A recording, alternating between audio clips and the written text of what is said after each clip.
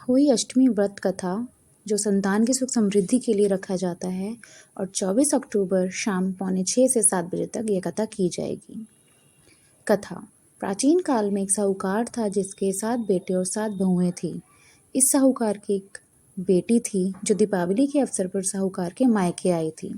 दीपावली पर घर को लीपने के लिए 7 बहुएं मिट्टी लाने जंगल में गई तो ननंद भी उनके साथ जंगल की ओर चल पड़ी।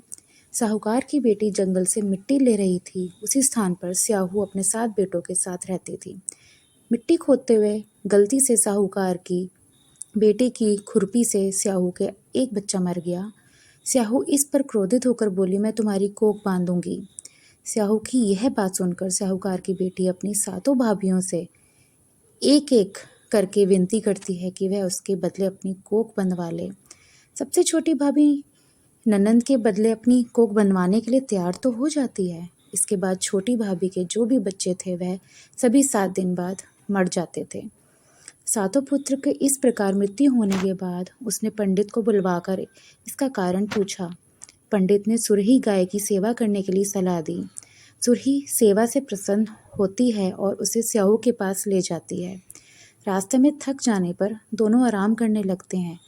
अचानक साहूकार की छोटी बहू की नज़र एक ओर जाती है। वह देखती है कि एक सांप गरुड़ पंखड़ी के बच्चों को डसने जा रहा है और इसलिए वह सांप को मारने जाती है।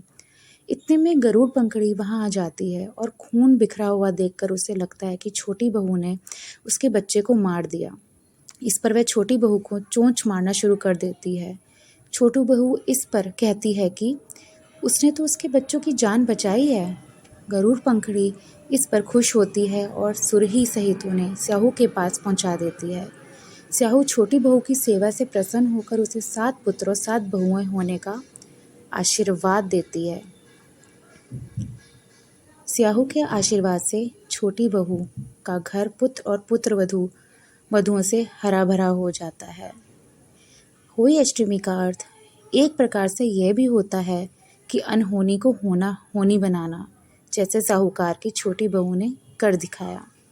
बोलो होई माता की जय।